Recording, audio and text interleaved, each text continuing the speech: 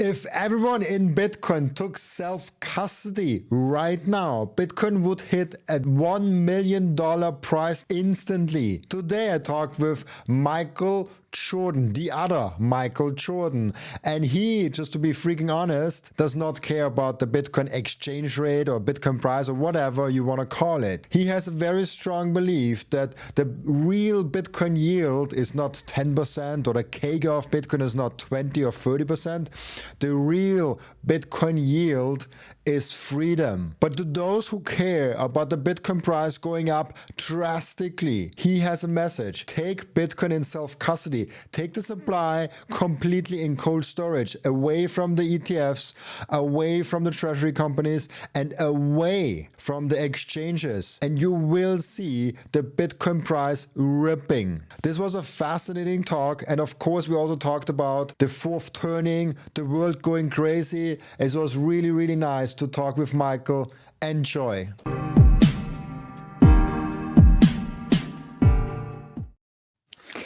Hi, Michael Jordan. How are you doing? Good, Robin. How are you doing today?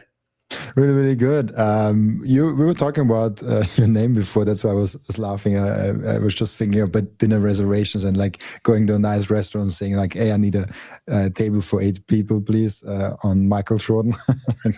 That must be crazy for you. I have disappointed more people in my life than anyone can probably fully understand or appreciate. But the good thing is people remember my name once they meet me, even if otherwise they would have forgotten me. So it's been something of a blessing, I think, having one of the most famous names on planet Earth. Yeah, I love that. Yeah, it's I guess it's similar than with my height, because everyone remembers me. Like if I go to a party, if I go to some place, they always remember me as the guy that's like just like a huge giant, 2 meters tall, and everyone at the party remembers the huge giant, but like I don't remember everyone at the party. Yeah, man, I feel the same way. I have to be very diligent trying to remember people's names because it's most of the time they're going to remember mine. Crazy is kind of a good thing, because we talked about before what we are going to talk about today, and I think you said something interesting. You said the world is going crazy right now, and I agree. There's so much things going on, but what in specific do you currently see that you say like the world is going crazy?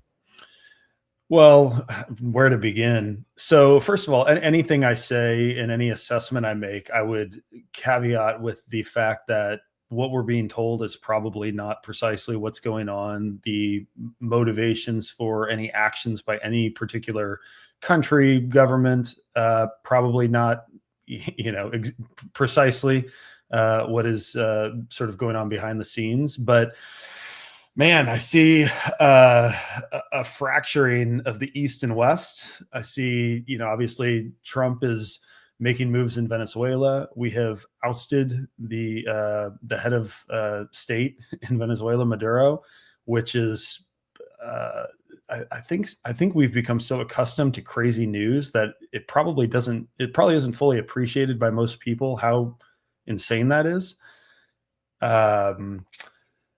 We were doing a Spaces on X 2 days ago, and we actually had a Venezuelan American guy join and come on stage, and he was talking about this, and he had an interesting perspective.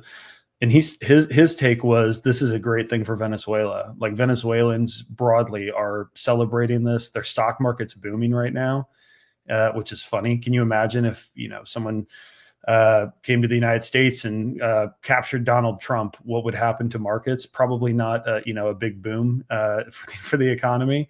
It would lead to more turmoil, not less. But he went on to explain this, and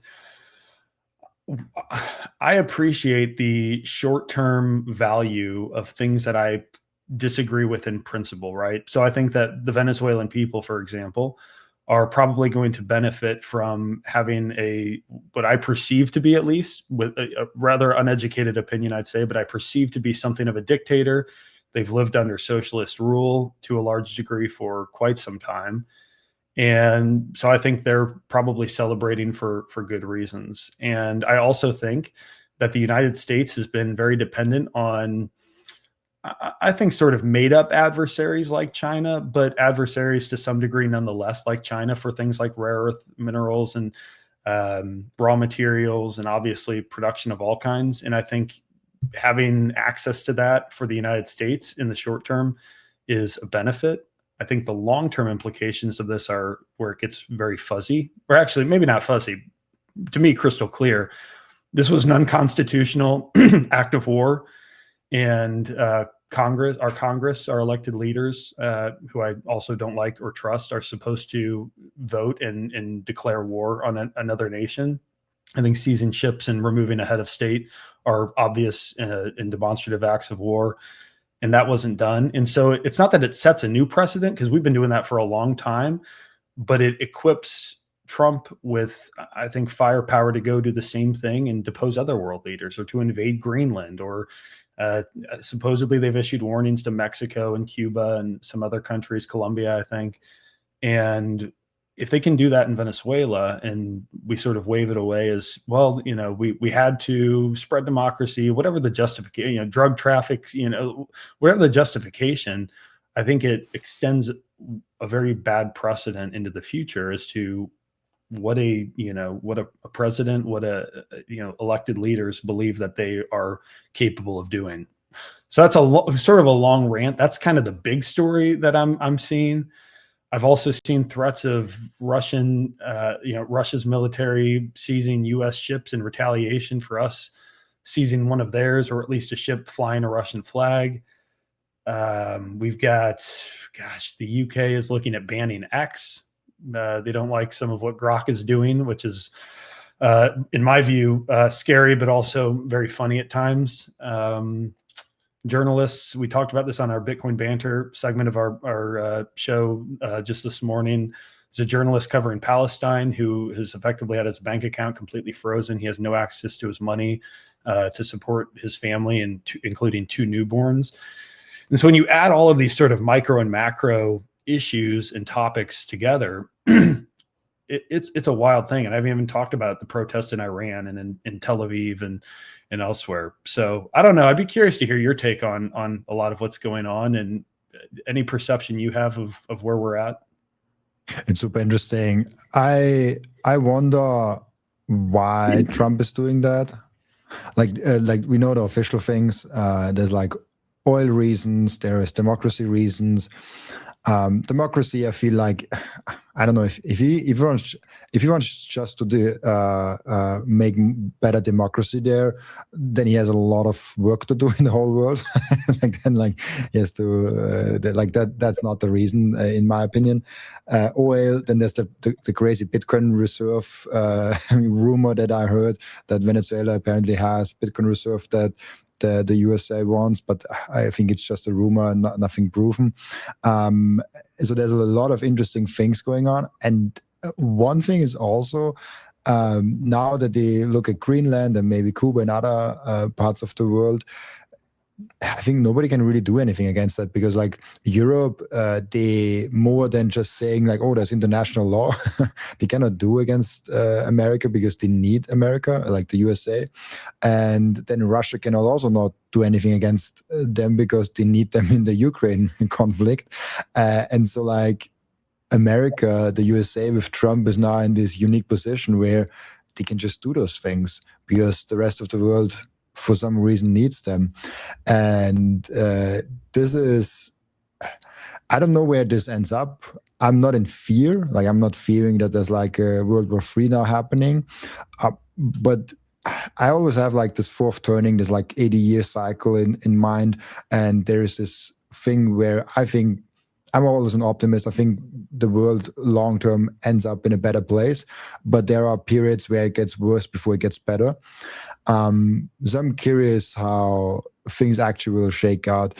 And I don't know if you have a theory on that. I would be really curious, what is the master plan behind Donald Trump doing Greenland, Venezuela, speaking out threats to Cuba, Mexico, I mean, Canada, he even talked about already in the beginning of his presidency.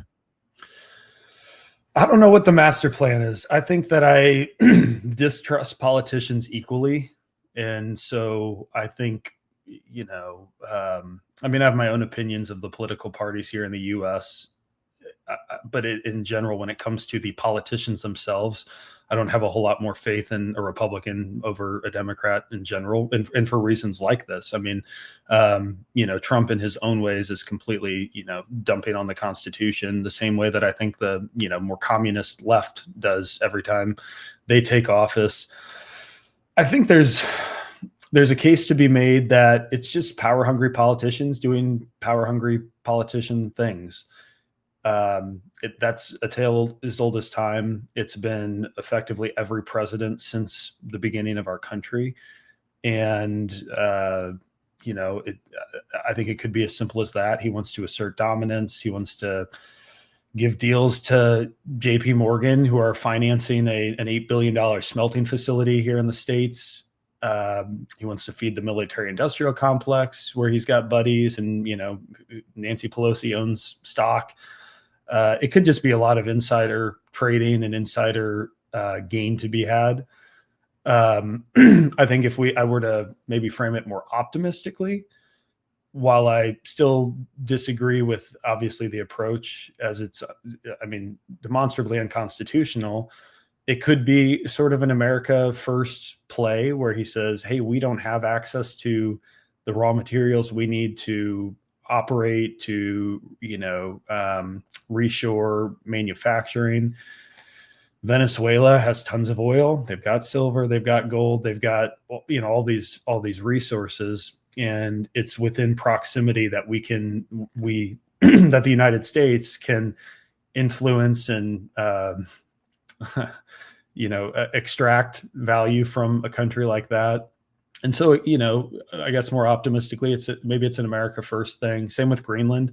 Obviously, who cares about Greenland except for strategically, for the military, or for obviously more raw materials that you would get there. My understanding is they've got something of a gold mine, no pun intended, when it comes to raw materials, rare earths, those kinds of things. So I'm open-minded on what the justification is exactly. What I am pretty confident of is that the Palantirs, the military industrial complex, the big banks, all of them are going to benefit disproportionately to all of this. And it's going to continue to feed the fiat system. And by the way, maybe that's the other comment I'd make is my understanding. Again, I'm not a geopolitical analyst. I don't have all the details. My understanding is Venezuela is sending oil to China in denominating in yuan, and we need to increase demand for dollars. And at a time that it seems like demand for dollars is quickly decreasing. If we can regain, I keep on saying I don't want to associate with what the U.S. government is doing. If the United States can have control over that value of oil, of resources, and require that people are paying in dollars, it increases demand for dollars and maybe extends the lifeline.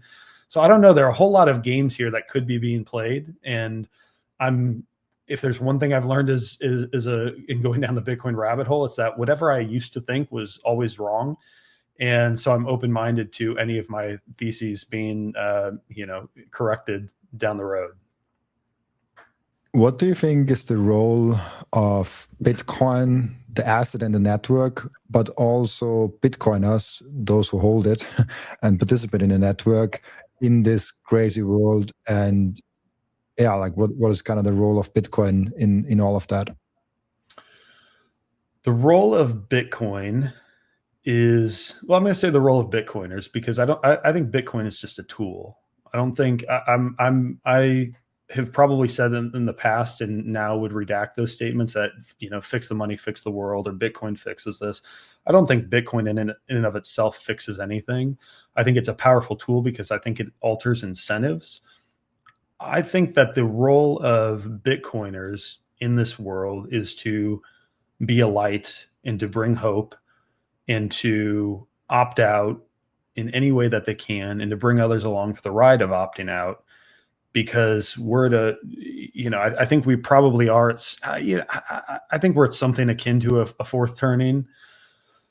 I imagine there's going to be a lot of shake up in the world over the next 10 or 20 years.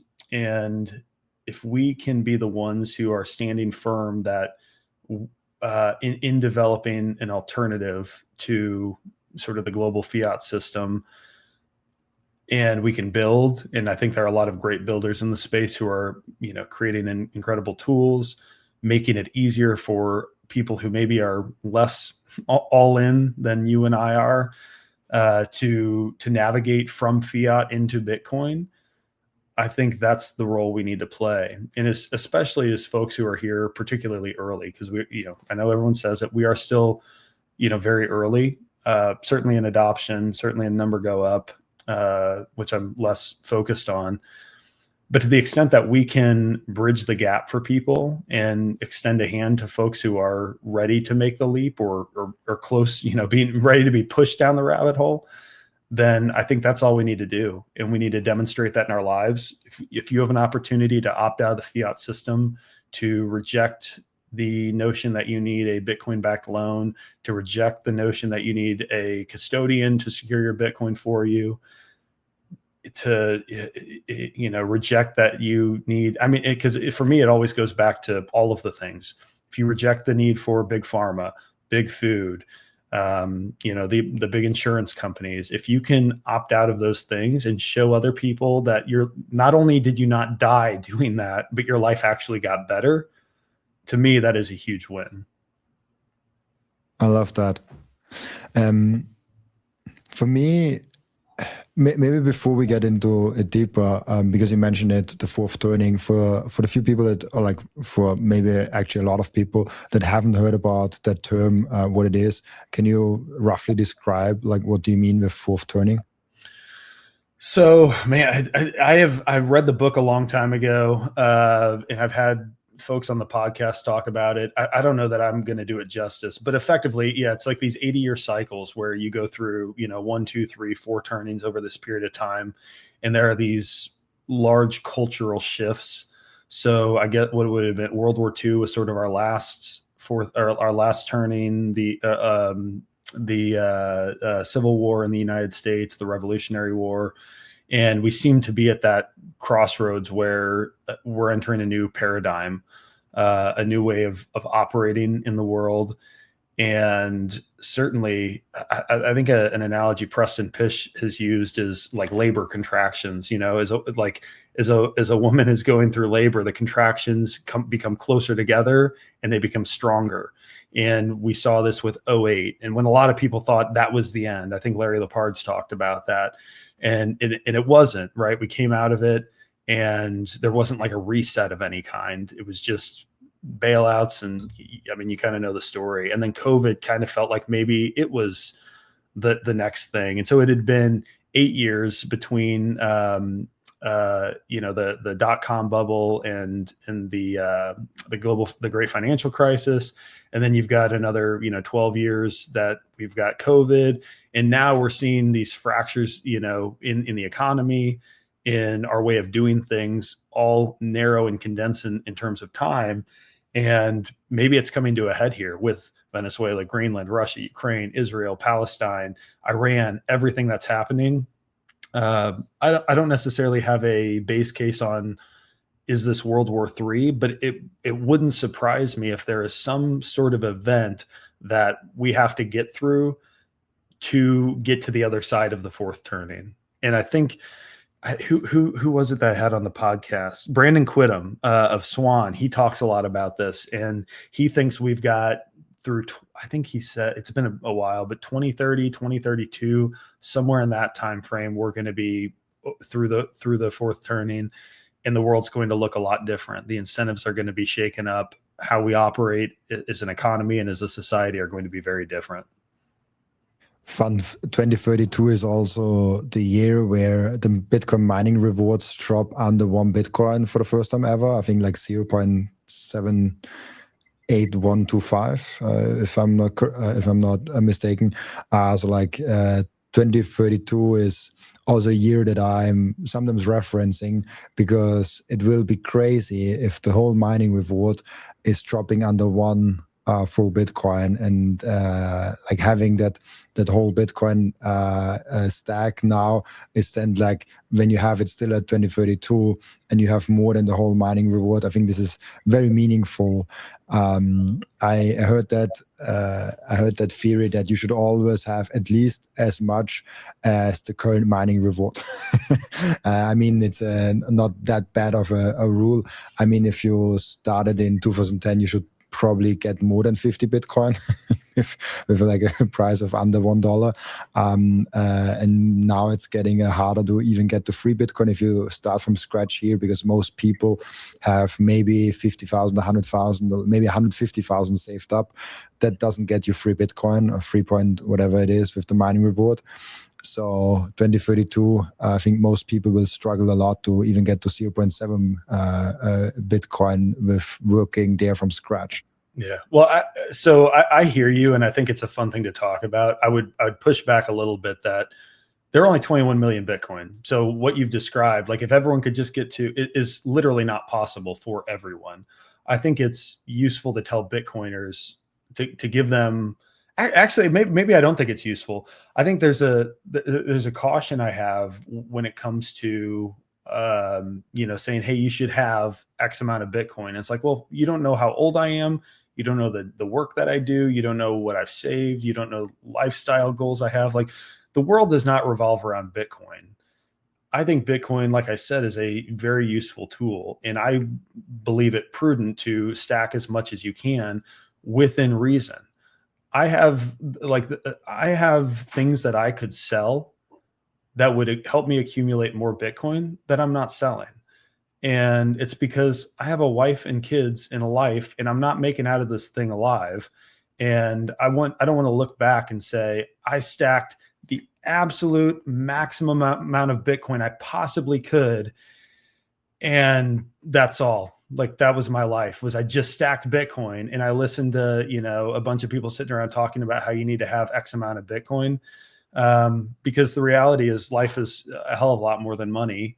And in fact, Bitcoin is as important as it is to me relative to many other things. It falls very low on the list compared to the top things, like my wife and kids and the lifestyle I'm trying to create for them, and the way I'm going to educate and raise my children.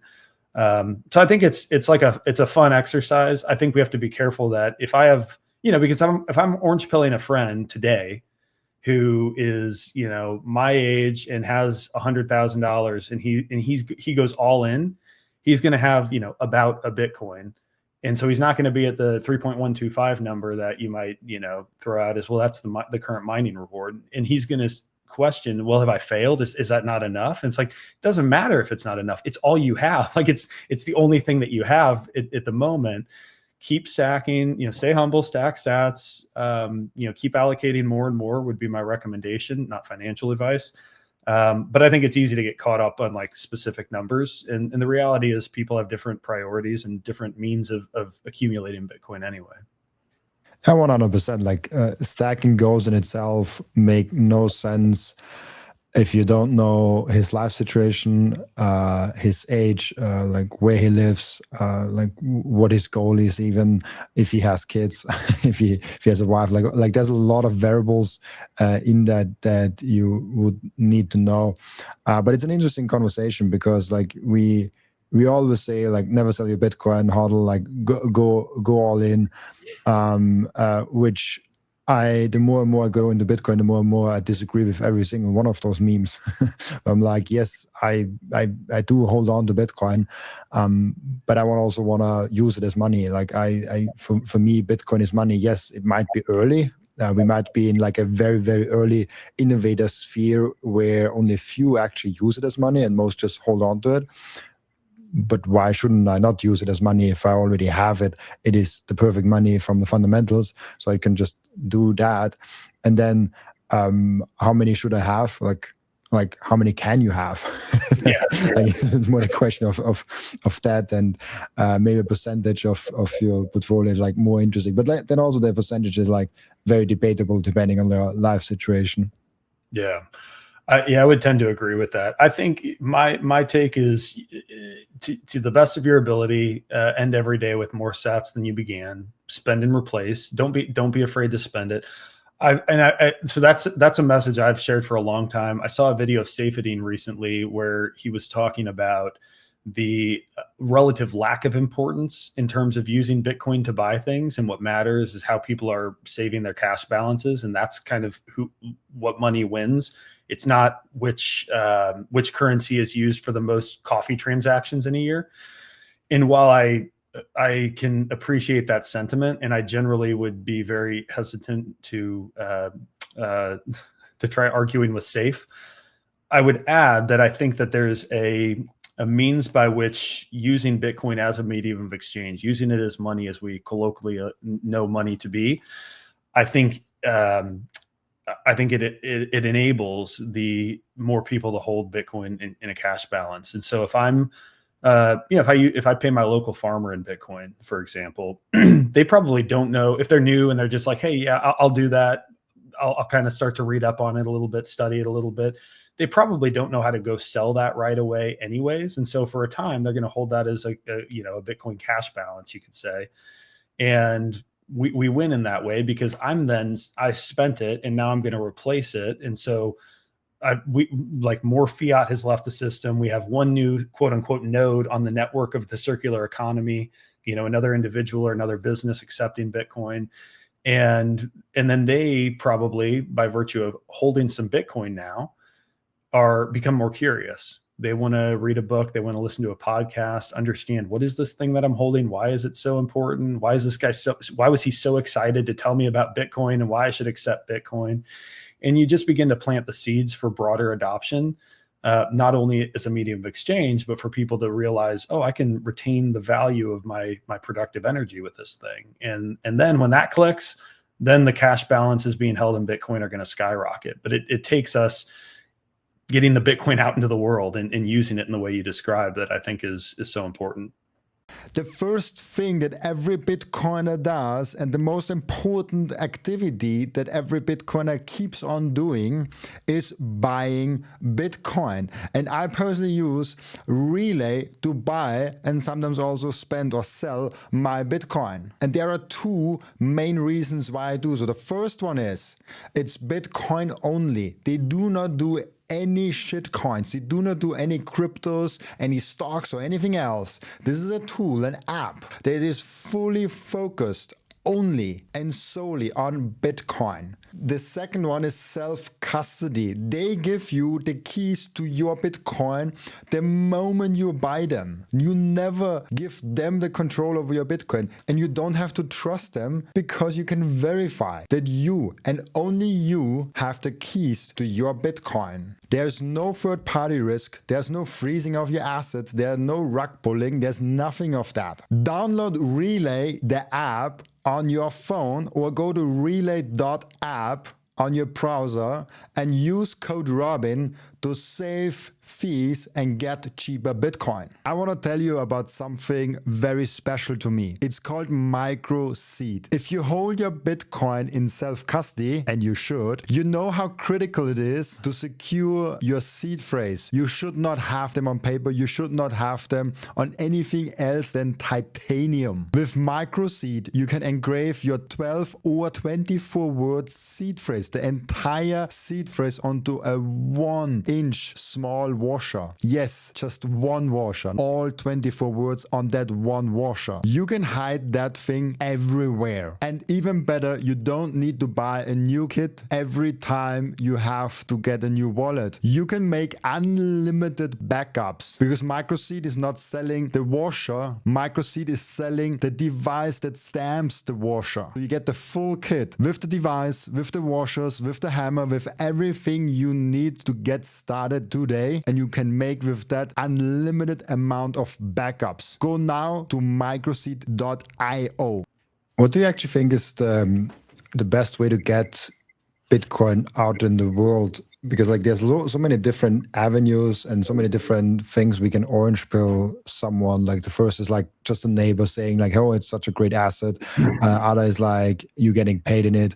I think Grant Cardone was recently on the podcast who talked about that story, how he got paid in Bitcoin, and that's why he was an early holder of Bitcoin and was incentivized to actually study it a little bit. And then you can also just like stumble upon it. Like there's so many different ways you can actually get orange pilled or get triggered to be orange pilled. But one major way I must think is you seeing a Bitcoin logo on every single merchant that you go towards. I mean, this must create some curiosity, but then I'm like, people don't question things. They're like, oh, okay, I can pay with Bitcoin. I don't have Bitcoin. I'll just pay with my card. Like, I don't know how much of a difference it makes for people to question things. I think there are a lot of ways to get Bitcoin out into the world. I'll give you a couple of examples. So first of all, what I described, if you can convince the people at your local farmers market, if you can convince local merchants to accept Bitcoin, I think that's a great thing to do because it gets them curious, like I said, or hopefully it gets them curious, but at least now a new person has Bitcoin who didn't before. And then maybe they've got lettuce hands and they let it go. But maybe not. If you do that 20 times, some percentage of those people are going to hold on to it, learn about it, do something with it. I had a call the other day with a guy. I wish I could remember the name of what they're doing, but it's in a particular state in Illinois here in the U.S. They're doing this. What do they call it?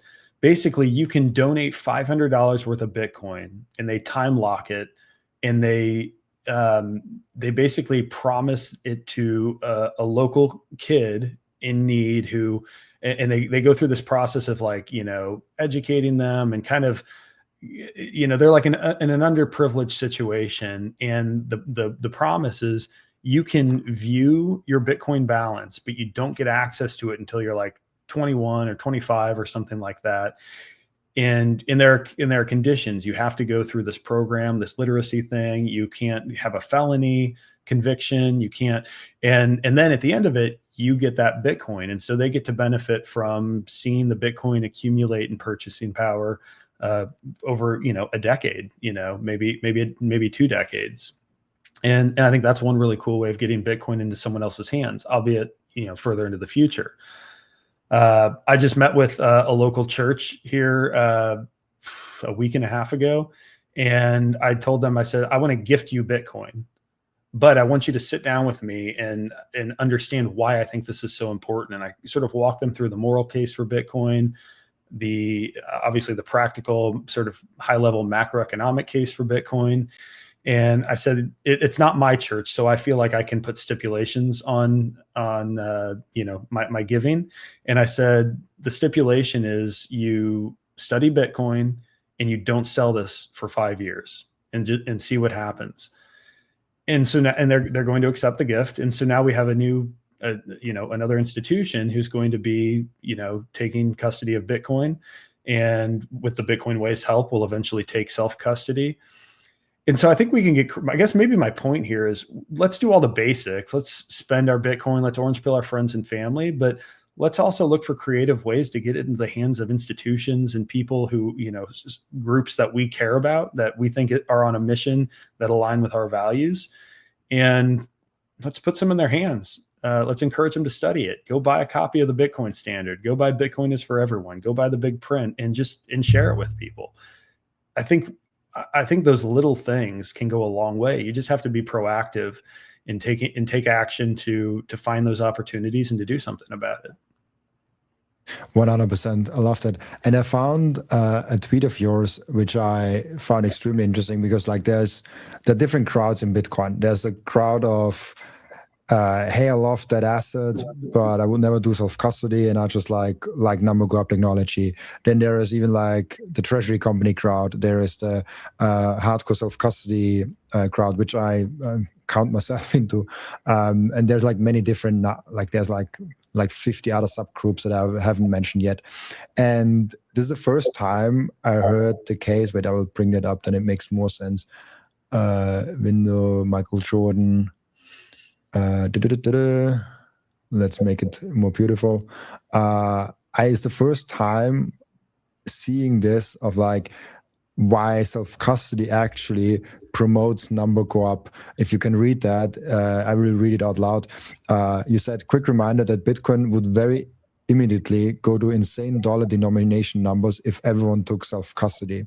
Because I know, like also as you probably are aware, there are not a lot of people that actually take self-custody. And then even less people that take proper self-custody. And you wrote then here, so if you are a number co-op maxi, but you don't run a node and you have your coins anywhere but in your own possession, so you don't have your own keys, you are part of the problem, assuming current prices are a problem. I love that start there. But yeah, like that was fascinating, because obviously if like almost everyone takes self-custody, the supply of Bitcoin available on exchanges are so tiny, and obviously the dollar denomination of Bitcoin would like skyrocket immediately. And we also know like Bitcoin in self-custody move more rarely than the Bitcoin that are on change. They're like more easily sold because like people like exchange it easily. I love that tweet. Like what do you have some additional thoughts on that? Well, I've heard different ranges from there are 100 to 250 claims per ounce of gold. So 200 up to 250 people might think that they own an ounce of gold in the world. And in other words, there's a lot of paper gold. There's a lot more paper gold than there is real physical gold. Wait, for every ounce of gold, there are 150 people that each would think they claim that 1 ounce of gold. Yeah, they think that either they can convert their paper into physical gold, or they own a derivative that would indicate that they own the value of that gold, even if they don't have access to the asset itself. And so basically there's a lot of paper floating around, which means that if all 100, let's just say it's 100 people all think that they own the same piece of gold. If it was a 1-to-1, all 100 of those people would actually own it.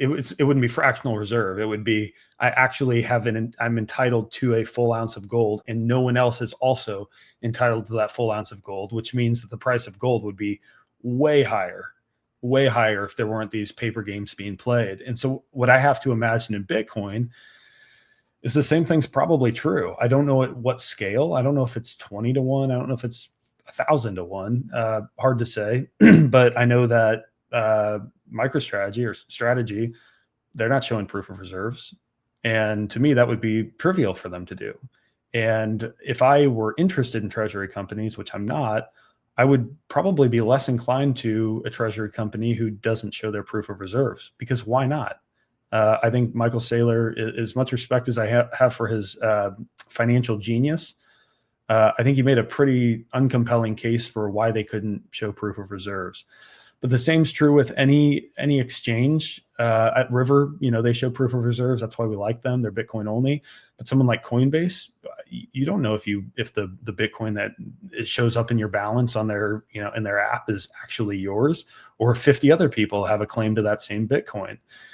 And I guess my point in saying all of this is, if everyone just took self-custody, they ran a node, so you can verify that this is real Bitcoin, you hold it, no one else has the keys to move it around. Well, now we get to that 1-to-1 where with certainty that the Bitcoin you believe to hold, you actually do hold. It's no longer a belief. You don't have to trust, you can verify. I think Bitcoin would be in the high hundreds of thousands, millions of dollars. I mean, some crazy number to the number go up maxis who really care about that in the short term incredibly quickly. And so the irony for me, of course, is I'm not a number go up maxi. I want the number to go up. It will go up. I'm not concerned about that. But in the short term, it doesn't matter to me. I want self-sovereignty. The irony is that you've got all these treasury co bros who talk about price all the time, which I'm not even talking about all the time. And best I can tell, they're the ones causing the problems. They're not the ones running nodes or talking about running nodes. They're not telling people to take self-custody. They're shilling their paper products. And maybe they're doing it by the books. Maybe they mean well. It doesn't really matter to me. They're not telling people to take self-custody. And by virtue of that, the price is going to be suppressed. As long as the Bitcoin way and a small handful of other people are the only people shouting from the mountaintop to take self-custody and run a node, the price is going to continue to be suppressed. It's going to be easier to manipulate the market. And I blame those people. I'm in self-custody, so I don't really take the fall for the fact that the price is 90,000 instead of $1 million. Yeah, I had like different people stack in different ways. There's like exchanges. There are like you could earn Bitcoin, you can buy it peer to peer. But like the easiest way for most people usually is through an exchange. And I started with Coinbase, and then I started with some local thing in Germany, Bison it was called. And I switched from Coinbase to do the Germany thing because I was like, it felt like closer to me. And then this local thing starting to not only have free coins, so I think they had, I don't know what was the third coin, but they had Bitcoin, Ethereum, and some third coin. And then they slowly, every month started to add more shit coins. And then I got those messages like shitcoin XYZ just got added to your app. And I'm like, I don't want that. And then I switched to away from that and was like, okay, I want an exchange that is Bitcoin only. Mm-hmm. So I went to Bitcoin only exchanges. But then one more criteria actually came up to me, and I'm so thankful that those apps actually exist. I want a Bitcoin only exchange that is also non-custodial. So like there is not even though I never keep it on exchange, and if you don't keep it on exchange, it's not that big of a deal. You just buy it and get it off. Like it doesn't matter that much if it's non-custodial. But I don't want to recommend it to other people because I know so many other people that I recommend it to and say, take self-custody, they just keep it on exchange.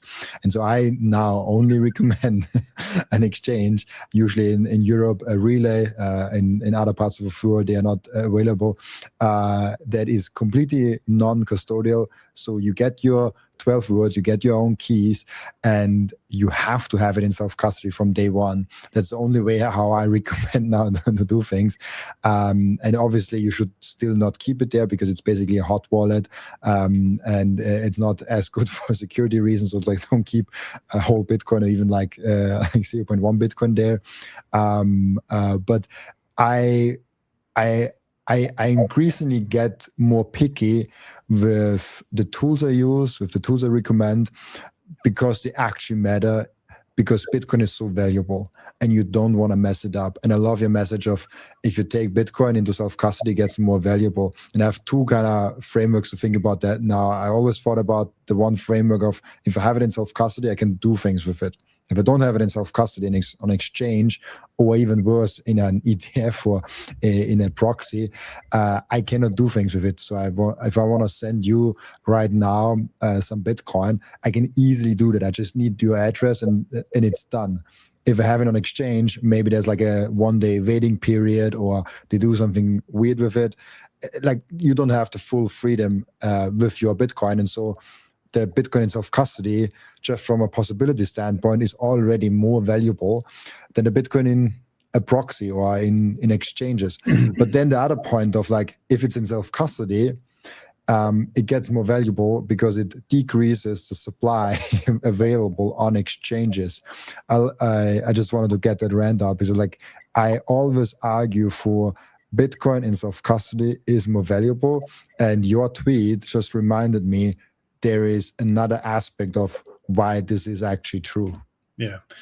Bitcoin is more valuable in self-custody, not just because the purchasing power increases if more and more people do it, but because you actually have access to the attributes that make Bitcoin compelling.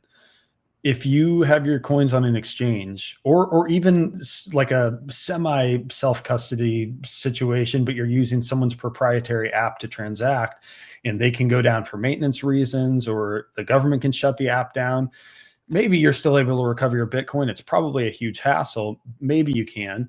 But for some period of time, while you're trying to figure that out, you no longer have money that you can just send any time of day, day or night, on holidays. Doesn't, like, you don't have the Bitcoin that we promote as fully scarce, fully permissionless, fully censorship resistant, all of these things. And so it's not just that it's the dollar denominated or the fiat denominated value of Bitcoin increases when people take self-custody.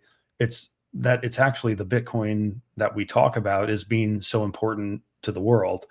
So like, that's why I always say, like, the yield on Bitcoin is freedom, because it's all of those. And I think this is maybe what the number go at maxis miss, or they just haven't gotten to quite yet, is it's not, if Bitcoin's price never appreciated further, I would not stop holding Bitcoin. I would, because I can't do things in the fiat system, besides the fact that I want to opt out of the enslavement and the coercion and the theft, besides the moral case for opting into Bitcoin. There are literally things I can't insure in a fiat system that I can insure holding Bitcoin in self-custody, like the ability to send it whenever the hell I want, for any reason I want, no matter what. It's literally not possible in the fiat system to guarantee that. If you're in a fortunate position where you haven't been locked out of your bank account, awesome, good for you. That day might not exist forever, though. And we have more and more people waking up and finding out, oh, I'm locked out. Oh, my currency hyperinflated. It's not worth anything. That's not a risk I want to take. And I think to assume that, oh, it could never happen in the West, or it's not in the United States will be the last domino to fall. It's like, great, but in a global digital economy, how quickly could that last domino fall if it were to happen? I'm not going to stake my wealth in a system that has very little to guarantee me, except a bunch of politicians manipulating prices and interest rates and how much money they print at any given time. That's the only guarantee in fiat, is you're going to continue to lose purchasing power. I want nothing to do with that. I never heard that, and I love it. The real Bitcoin yield is freedom. Man, that's deep. I love that. Really, really good. And that's also, you mentioned it, there's like different levels of self-custody. There are different things, there are different, I don't know, levels or spectrum, or like however you want to call it, of self-custody, where you might not run your own node, but you have your own keys. That's not fully self-custody. Like, yeah, okay, you have your own keys, and you can get to your Bitcoin probably in time if there's something happen, if the host basically goes down, which can happen. But like, you should always be in a position where you can take full responsibility of your Bitcoin. And that's why I always recommend, I mean, like, the Bitcoin way is literally the longest partner of this podcast. That's why I always and only recommend the Bitcoin way for all type of things of self-custody, because I know you guys will push a person to the furthest out of being the strongest of the sovereignty spectrum in Bitcoin self-custody. I don't know if this sentence now made sense, but I hope you guys know what I mean with that. Yeah, I think that's an important. There's an important distinction between what we do and what everyone else does. Is we're not a custodial partner. We train you to be your own custodian. We train you to take self-custody, which means we don't have to KYC you. We don't need to know how much Bitcoin you have. The less you tell us, the better. That's awesome. We just engage with you and say, look, we've done this thousands of times. We've helped thousands of people take proper self-custody, back it up properly, document how you do it. We can train you ongoing, make sure you stay sharp on your skills. We've got people from, age, 20 to 80, literally running a node, who have taken self-custody of their Bitcoin. It's not that hard. It's just a new set of skills that most people aren't yet familiar with. But anything else that you do, you're compromising somewhere, and usually in many places. And I think a lot of people think that they've got like some sort of a free pass, toward a more secure setup if they use a custodian. And there's no such thing as a free lunch. You're either giving a bunch of information, about yourself. Like we saw this with Ledger had a breach recently. And so now a bunch of people know that, here's the name and information about people who own crypto. I don't know if they're Bitcoiners or if, they own Ethereum or whatever. Doesn't really matter.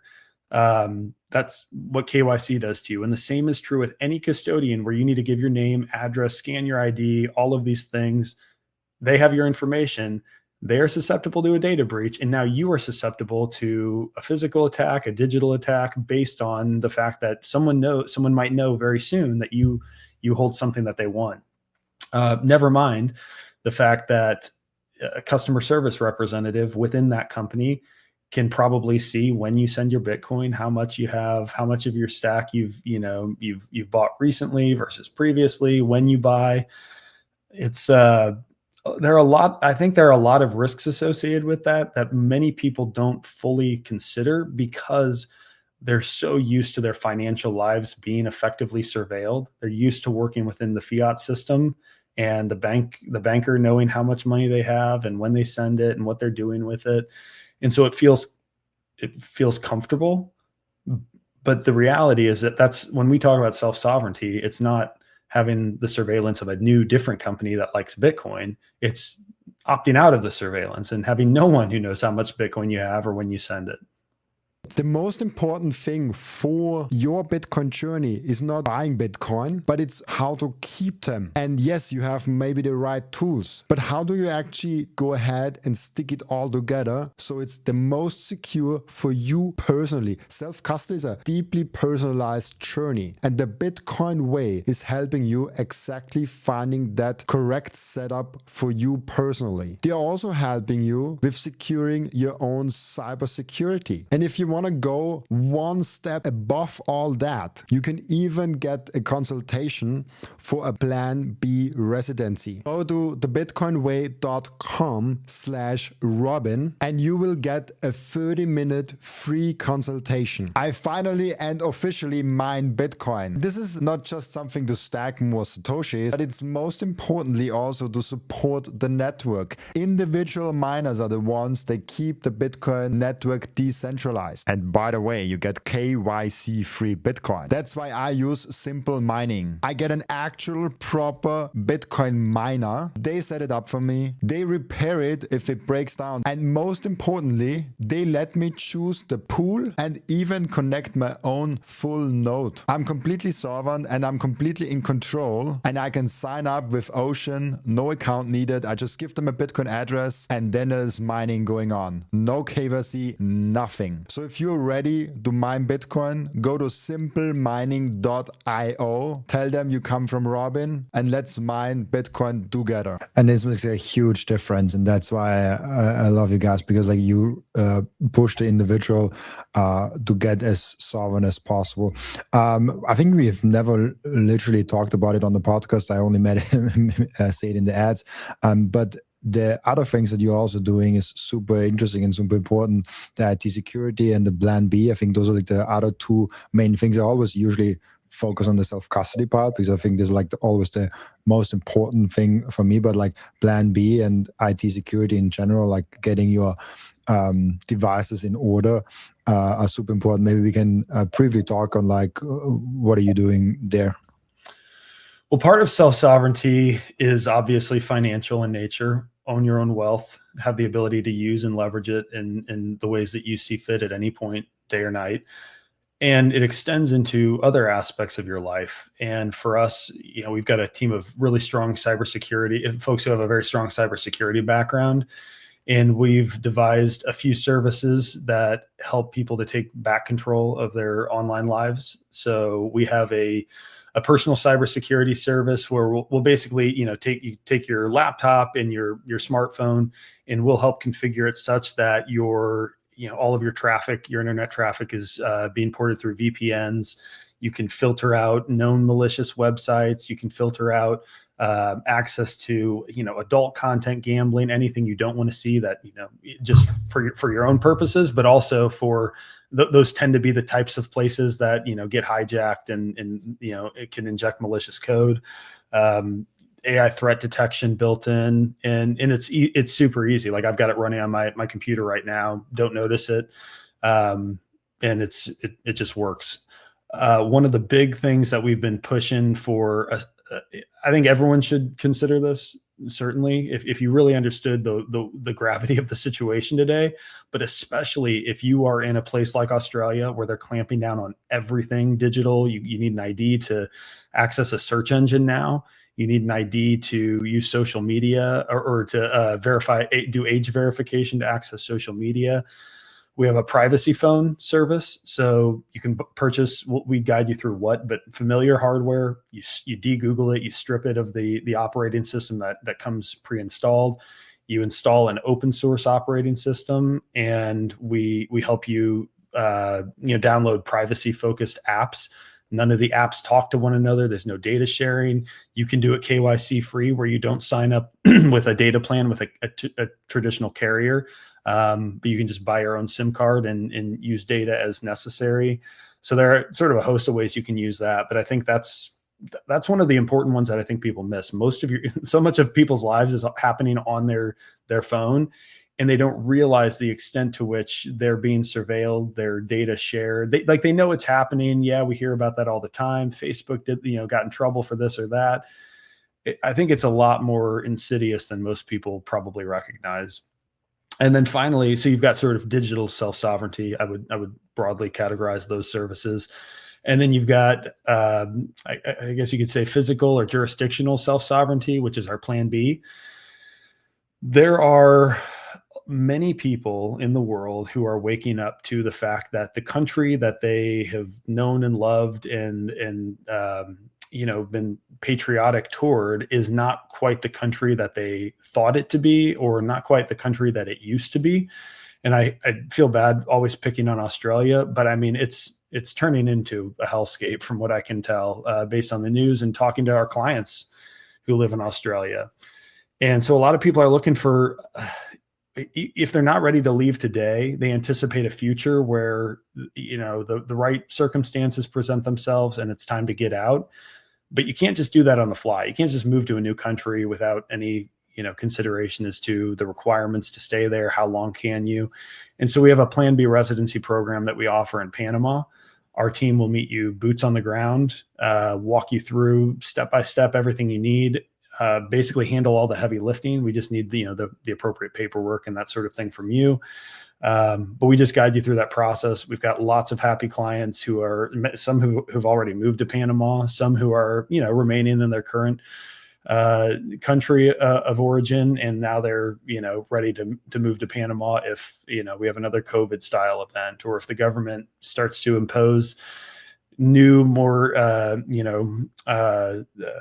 restrictions, I guess, that would prevent them from living the life that they want to live. And I think more and more of the world is headed in that direction. The question is, what's the threshold for people?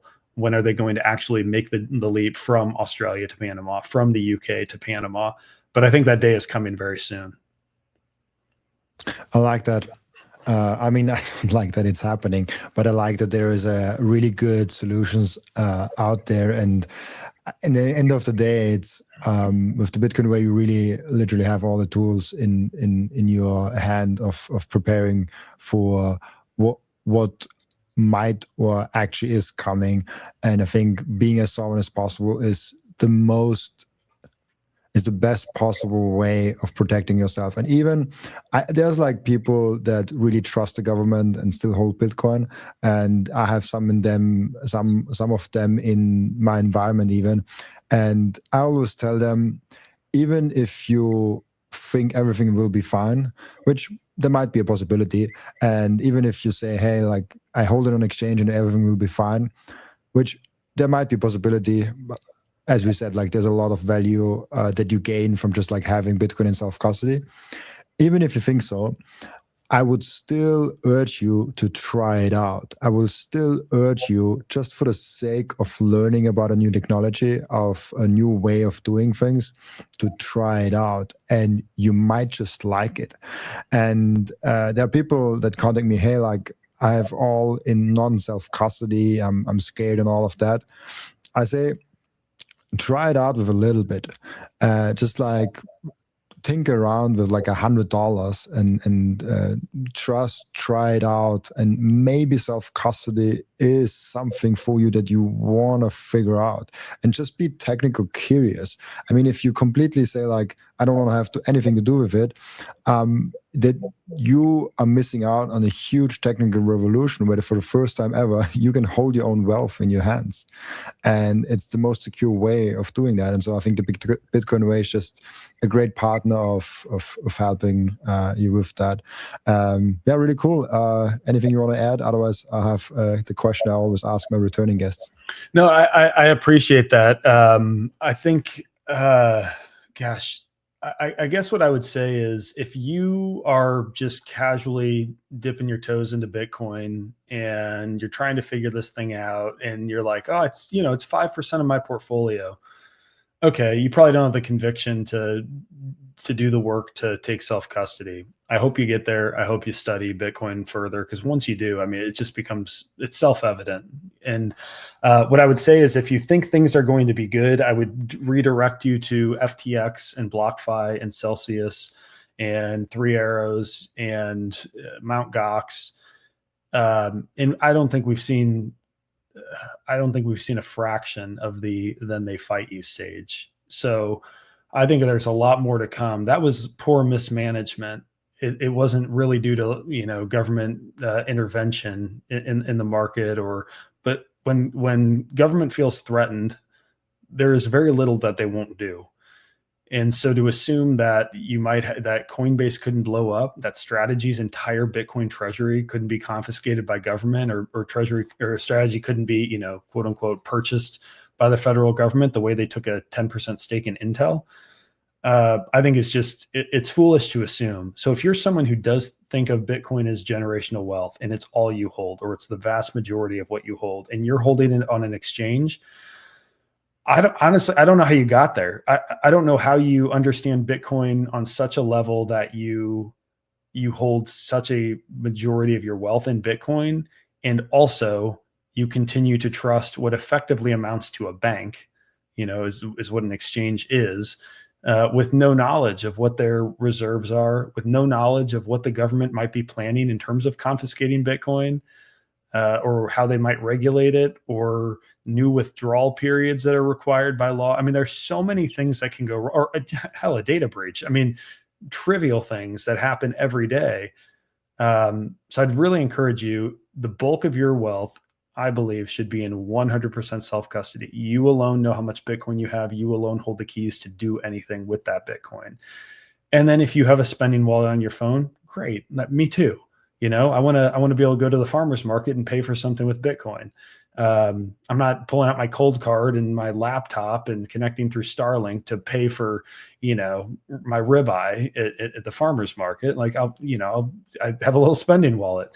So, just be thoughtful about what are the risks that you're taking. Maybe that's a way I could summarize it. Most people are taking, if they're not in 100% self-custody, they are taking on counterparty risk somewhere, or they're in some way neutering the capabilities that Bitcoin possesses that make it what it is and make it so fundamentally important to the world. So step back, reevaluate what those risks are, and be honest about what they are. And I think you'll realize, like, self-custody isn't the risk. I mean, the risk is not doing self-custody. I love that. I will let it stand as you said it. I 100% agree with everything. We have a question that we always ask all the returning guests on the podcast. And the question is, what have you learned outside of Bitcoin since your last appearance on the podcast? What have I learned outside of Bitcoin? Oh, man. I got to be careful of this. So is your audience predominantly European or American? What's the... Mostly American, okay. And mostly over 40 years old. I think like 42, 45 is around the age. I mean, depending on how good the data is. Okay. So here's a doozy. And I don't know what you know about American history, so I'll try to give a quick background.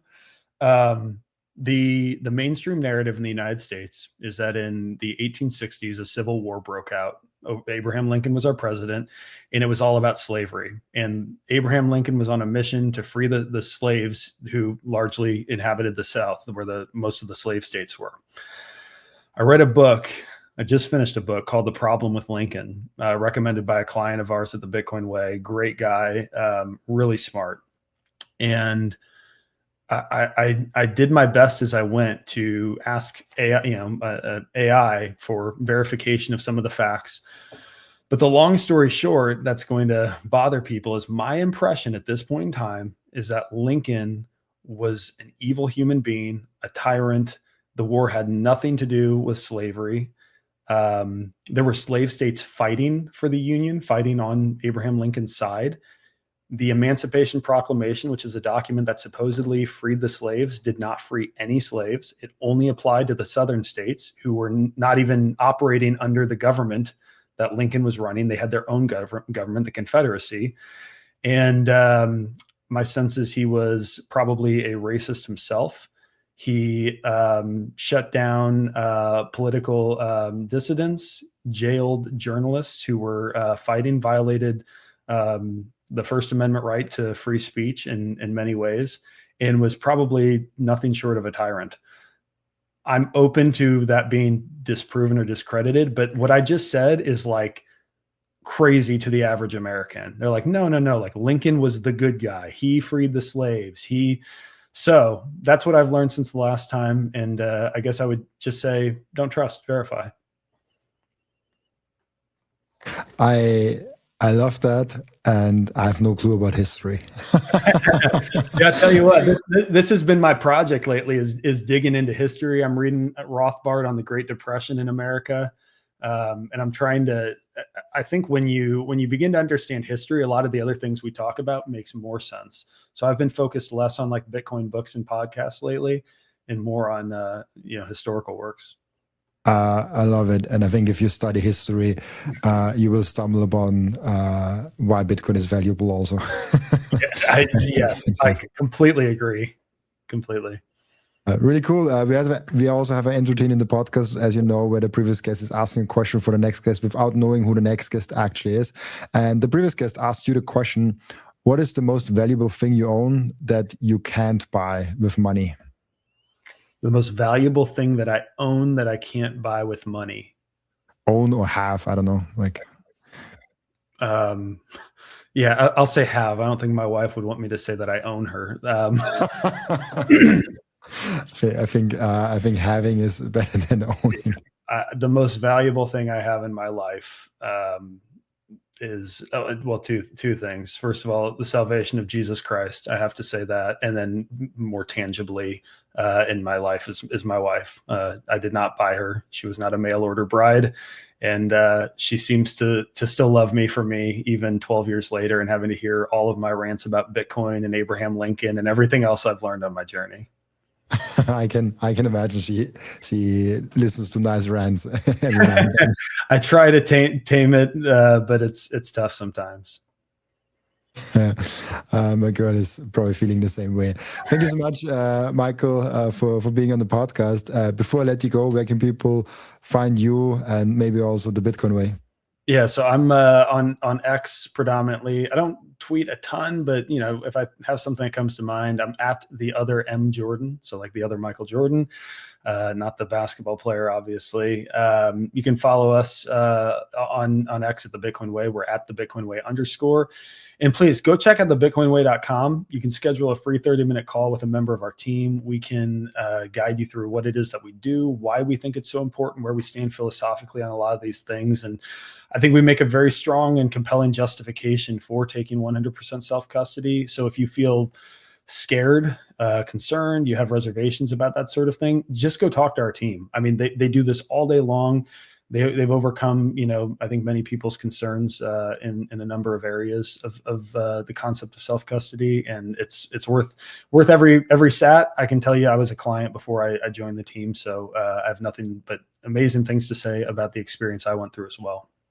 Really cool. Thank you so much, Michael, for being on. And also thank you so much for everyone that's watching and listening for joining us today. As always, I'll be back.